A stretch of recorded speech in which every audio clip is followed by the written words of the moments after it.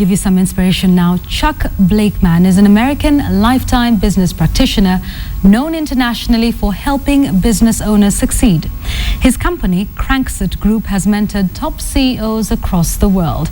Some of Chuck Blakeman's customers have included Microsoft and Apple. He's the author of the book, Making Money is Killing Your Business, that was named #1 business book of 2010 by Federation of Independent Businesses. He tells Joy Doreen Bira about his big break.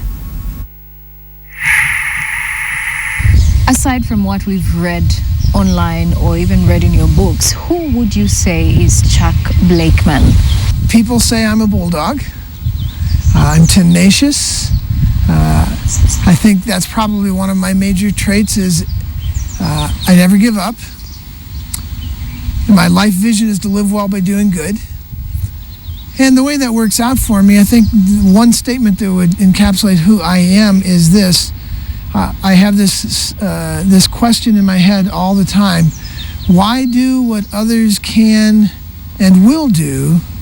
What would you say was your big break in business and in life in general? And I remember the first day going to college, something changed in my head, and I realized going to college that day, this is up to me now. I've blamed other people and other circumstances all my life to the age of 18 or 19, and there's no one left to blame now. If I'm going to make something of my life, I'm going to have to do it. And I can't blame other people, the government, circumstances. And so that was really the big break, but that honestly took about 15 years to get fully transitioned out of that victim's mindset to where I did not see the world that way. So I have a favorite statement that comes from that whole journey. Circumstances don't make me who I am. How I respond to them does. Most businesses are started by people who have 5 or 10 or 15 years of knowledge in that business. I started a lot of business where I had no background in them. So one of my first businesses was doing leadership consulting, which in your 20s is sort of ironic because you really don't know much. So I was faking a lot of that one. But so I wonder how much damage I did to people in my early 20s. And then I had a landscape architecture firm. And I did that because I landscaped my house and someone came by and said, "Who landscaped your house?" And I said, "I did." And the contractor said, "Well, I'm building 100 houses. Would you like to help me?" And off I went. And so I had a landscaping business. And then I had a fulfillment and distribution business, a printing and direct mail business, a call center business. In the late 90s, we designed, developed, and hosted websites for companies like Microsoft because they couldn't figure out how to do it.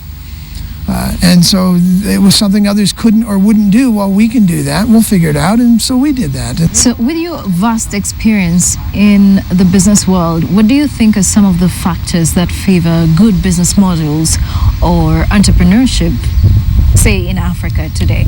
People make a fatal assumption about business, and that is this, that if I get some money, I'll be happy. Or I'll just pursue money and that will be motivating enough. All the research in my own life proves the opposite. People who try to make money generally make very little of it. But people who have a bigger reason to be in business than making money generally make a lot more of it.